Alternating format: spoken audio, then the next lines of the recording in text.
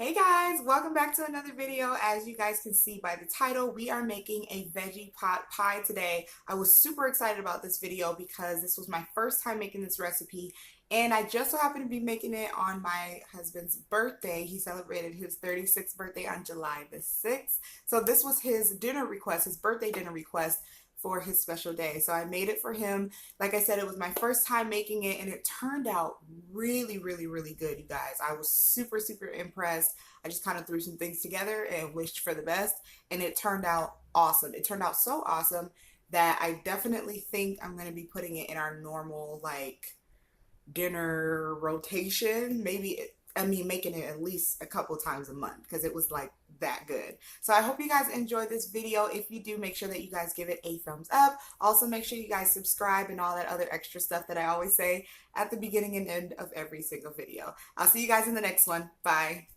Alright you guys, so here are all the ingredients we're going to be using for this recipe. There's a lot, but just so you guys know, all the specific measurements of everything will be down in the description box below, so make sure you check that out to get the exact measurements of what I used, but use whatever you want as far as the vegetables that you want to put in here.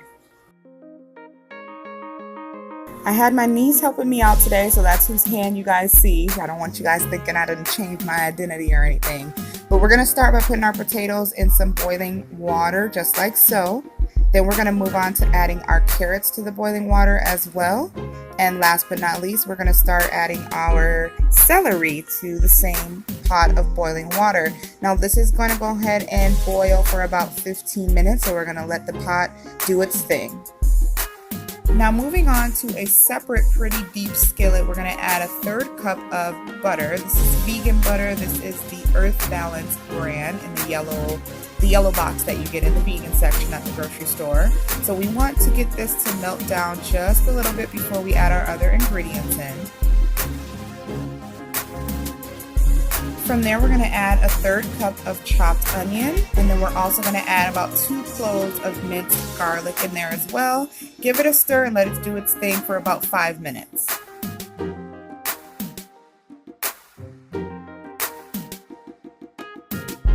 From there, we're going to add about a 1/3 cup of flour. I'm using a gluten-free flour blend, and then we also want to go ahead and add in a teaspoon each of black pepper and celery seed.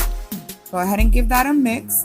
Now here's where I kind of messed up a little bit, so I'm going to save you that hassle. From this point, you want to start stirring in your almond milk before it gets this clumpy. But I'm going to stir it in now. It's still clumpy, but I just encourage you to start doing your wet ingredients before you start giving it a good stir. Also, you want to use a whisk. So I'm switching over to a whisk right now because that'll help us to break up the clumpier pieces. So I just want to encourage you once again, before you start mixing up the flour and the seasonings, go ahead and pour your almond milk in there first and then go ahead and start mixing up. But still, it came along great. We're breaking up the chunks and everything. They are dissolving very nicely. And then slowly, a little bit at a time, I'm going to add in our veggie broth. I believe this is 1.5 cups. Again, I'll have the exact measurements in the description box below. But I'm going to whisk while I pour in the veggie broth, as you see me doing now.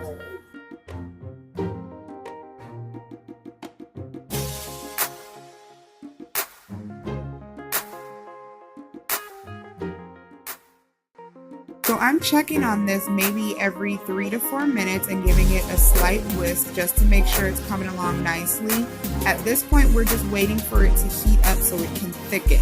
I'm also taking a flat spatula and kind of carving around the perimeter of the skillet to make sure that we got all the flour in there and it's nice and dissolved. So that's what I'm doing here. So like I mentioned earlier in the video, we're letting our veggies boil for a total of 15 minutes. Once you hit 13 minutes, you want to go ahead and put in your 1 cup of frozen peas. Go ahead and let it boil for the 2 more remaining minutes, and then your vegetables will be done. Back back over to our sauce skillet. I'm taking my whisk once again, giving it a nice and thorough whisk through. As you guys can probably tell, it has thickened up a lot since we added our wet ingredients in. It literally only took about 10 minutes to get to this consistency, and I only had to stir it maybe twice. So at this point, we are going to remove it from heat. And then over to the sink with our vegetables, because in that time the 2 minutes was up. So we are just going to drain our vegetables just to get all the water out of there.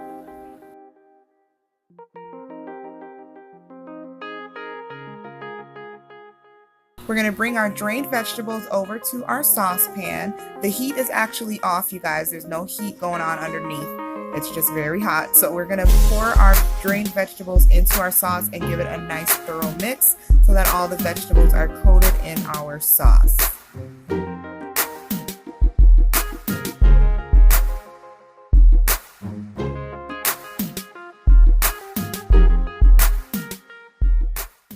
I wanted to show you guys the pie crust that I went with. These are actually the deep dish pie crust, and they come in a pack of 2, and they just so happen to be accidentally vegan, so these worked out perfectly. So for the amount of the mix that we made, I did end up making both of these, but I'm just going to show you guys how to put together one of them.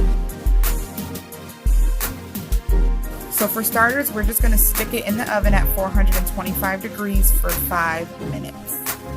After 5 minutes, this is what it's looking like, and we're just going to take our vegetables and our sauce and start filling in the pie. Now by the end of this clip, you guys will see I filled it pretty high, but I think if I were to make this again, I would fill it even higher to where the filling stops just right below the edge of the pie crust.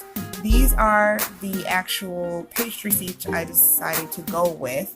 It's just a phyllo dough. I think that's what it's called, phyllo dough, something like that. But they're pastry sheets, and I thought it would be cool to put these over the top. It literally unrolls just like this, and it feels like just a stack of paper. It's really weird, believe it or not, and I've never used these before, so I just kind of trial and errored it and did my best. So I just started taking a couple sheets at a time, and as you can see with the first sheet, I tore it in half just to get it to fit more, I don't know, better on the pie crust, evenly I guess. And I just started stacking them one on top of the other. I mean, like I said, I never used this stuff before, so I really don't know if there was a certain way I was supposed to do it, but this is what I ended up doing. I used maybe about 7 or 8 sheets, you guys. And then I took some kitchen scissors that I only use for my cooking, and I cut off the excess. So I'm just going to cut around the diameter. Is it diameter? I don't do math, y'all. Around the perimeter, that sounds better. Around the perimeter of the phyllo dough, just to cut off the excess like this.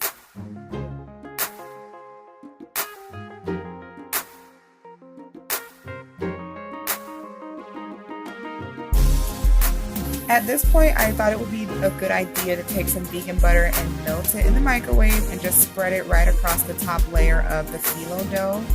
I don't have one of those brush things, so I just use my little pastry spatula thing to kind of sprinkle it all over.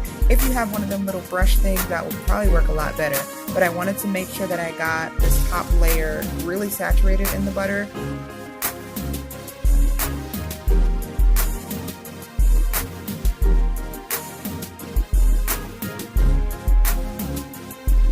Now I'm taking a large knife and I'm just going to cut a couple slits in the top.